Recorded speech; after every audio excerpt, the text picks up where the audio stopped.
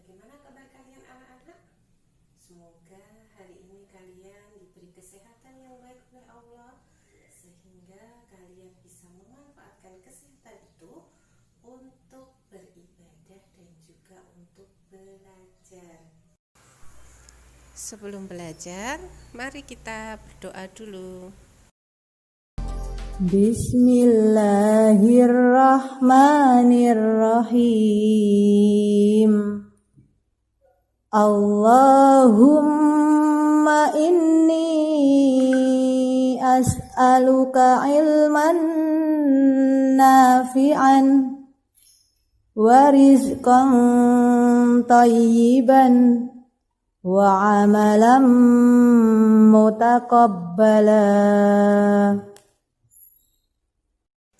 Hari ini kita akan belajar tema 1, subtema 1, pembelajaran 3 dan 4. Materi yang akan kita bahas hari ini yaitu tentang perkembangan vegetatif, manfaat tumbuhan bagi makhluk hidup terutama bagi manusia, ide pokok dan kesimpulan, dan nilai-nilai yang terkandung dalam sila ketiga Pancasila. Kegiatan pembelajarannya ya, kita mulai dengan perkembangbiakan vegetatif. Kemarin kita sudah belajar tentang perkembangan generatif. Kalau perkembangan generatif itu perkembangbiakan dengan menggunakan proses perkawinan. Sekarang kita akan belajar tentang perkembangbiakan vegetatif. Pada perkembangbiakan vegetatif ini tidak terjadi proses perkawinan, akan tetapi menggunakan bagian tubuh dari tumbuhan tersebut. Ada dua macam perkembangbiakan vegetatif. Yang pertama adalah perkembangbiakan vegetatif alami, yang kedua adalah perkembangbiakan vegetatif buatan.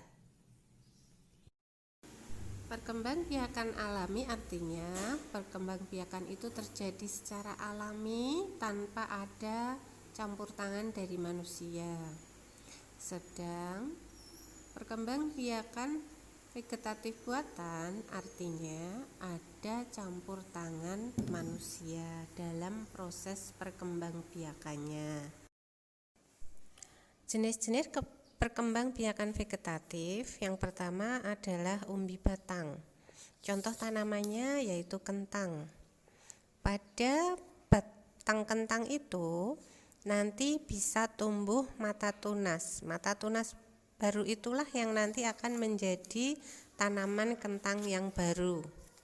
Kemudian perkembangbiakan vegetatif selanjutnya dengan geragih atau stolon, yaitu batang yang merambat di atas tanah. Stolon ini tersusun atas ruas-ruas. Setiap ruasnya nanti akan menempel pada tanah dan akan membentuk akar, selanjutnya berkembang menjadi tunas baru. Contoh tanaman yang berkembang biak dengan stolon atau geragih adalah stroberi. Kemudian yang ketiga, tanaman berkembang biak dengan tunas. Contohnya yaitu pisang. Kalian pasti pernah lihat tanaman pisang. Tanaman pisang yang besar nanti di sekelilingnya akan tumbuh tanaman kecil-kecil. Nah, itu adalah tunas baru dari tanaman pisang. Selain itu ada juga bambu. Kalian pernah melihat bambu? Ya, di sekitar tanaman bambu yang sudah besar nanti akan muncul tunas-tunas baru. Kemudian ada juga jenis tunas yang disebut tunas adventif, merupakan tunas yang muncul di bagian tumbuhan. Ada yang muncul di daun, contohnya adalah cocor bebek. Selanjutnya adalah tanaman yang berkembang biak dengan rimpang, contohnya tanaman jahe, lengkuas, kunyit, kencur, dan juga rumput.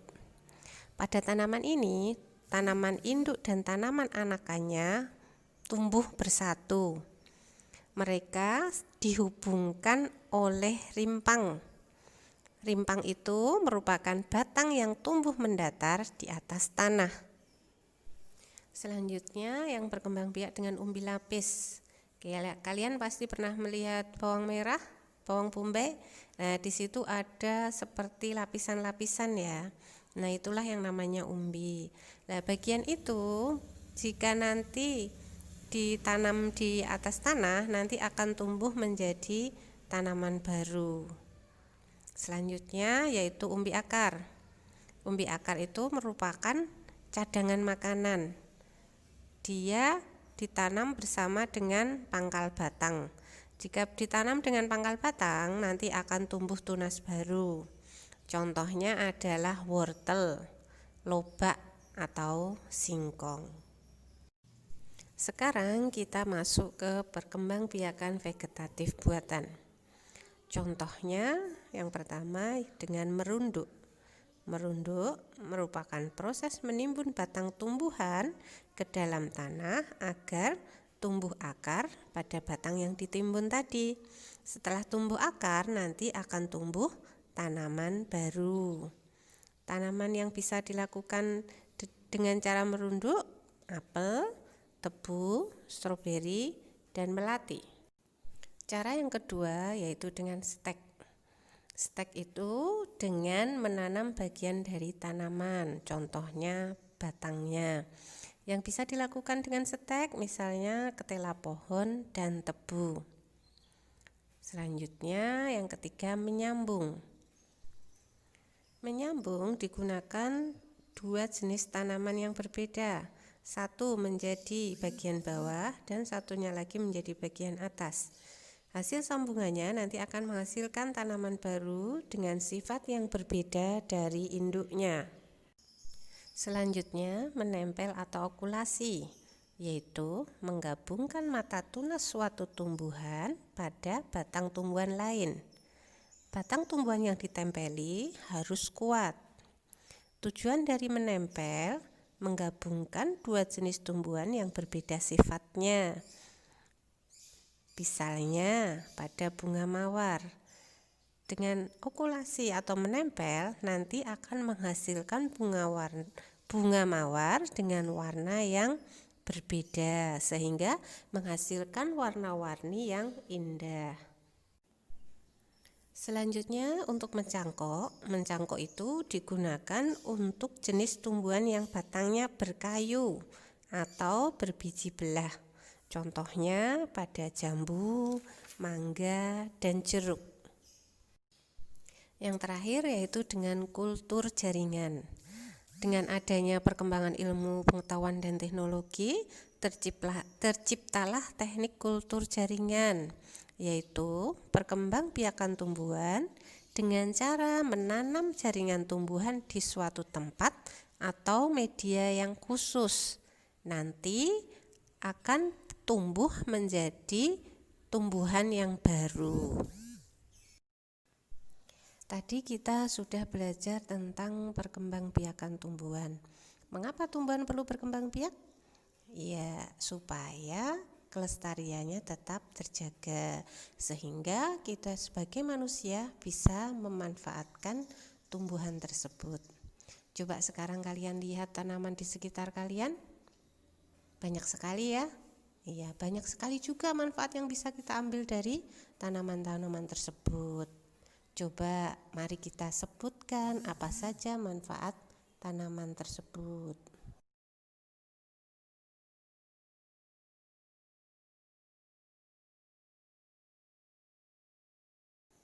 Manfaat tumbuhan yang pertama yaitu tumbuhan mampu menghasilkan oksigen sehingga kita dapat menikmati udara yang bersih. Yang kedua yaitu sebagai bahan makanan. Setiap hari kita memerlukan bahan makanan. Bahan makanan tersebut bisa kita dapatkan dari tumbuhan yang ada di sekitar kita. Kemudian tumbuhan juga bisa sebagai bahan papan. Bahan papan artinya bahan untuk membuat rumah. Coba kalian lihat di rumah kalian, pasti banyak sekali kan yang terbuat dari kayu. Selanjutnya, tumbuhan juga bisa sebagai obat-obatan. Contohnya kunyit, jahe, jeruk nipis, dan masih banyak lagi yang lainnya. Kegunaan tanaman selanjutnya yaitu sebagai penghias lingkungan atau penghias rumah. Banyak sekali tanaman yang berbunga warna-warni yang dapat menghias lingkungan. Pada pembelajaran 1 kemarin kita sudah belajar tentang ide pokok ya. Sekarang kita akan ulangi lagi tentang ide pokok, kemudian kita lanjutkan dengan mencari kesimpulan. Langkah-langkah yang harus kita lakukan dalam menyusun kesimpulan adalah yang pertama, membaca dan memahami isi bacaan. Yang kedua yaitu mencari kalimat utama. Jika sudah ketemu kalimat utamanya, nanti kita bisa menemukan ide pokoknya. Setelah menemukan ide pokok, kalian bisa menuliskan kembali ide pokok tersebut dengan kalimat yang kamu buat sendiri secara ringkas. Itulah kesimpulan. Mari kita lanjutkan belajarnya. Kita akan belajar tentang nilai-nilai Sila Persatuan Indonesia.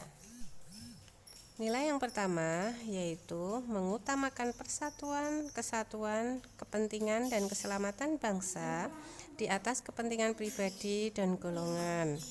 Yang kedua, rela berkorban untuk kepentingan bangsa dan negara. Jadi, kita harus rela mengorbankan harta, jiwa, dan raga kita untuk kepentingan bangsa kita. Yang ketiga yaitu cinta tanah air dan bangsa. Selanjutnya kita juga harus bangga terhadap bangsa dan negara Indonesia. Kita juga harus ikut menjaga ketertiban dunia yang berdasarkan kemerdekaan, perdamaian abadi, dan keadilan sosial. Alhamdulillah, kegiatan pembelajaran kita hari ini sudah selesai. Mari kita akhiri dengan membaca doa selesai belajar. Bismillahirrahmanirrahim. Subhanakallahumma wa bihamdika ashhadu an la ilaha illa anta astaghfiruka wa atubu ilaik. Mohon maaf atas segala kesalahan dan kekurangan. Wassalamualaikum warahmatullahi wabarakatuh.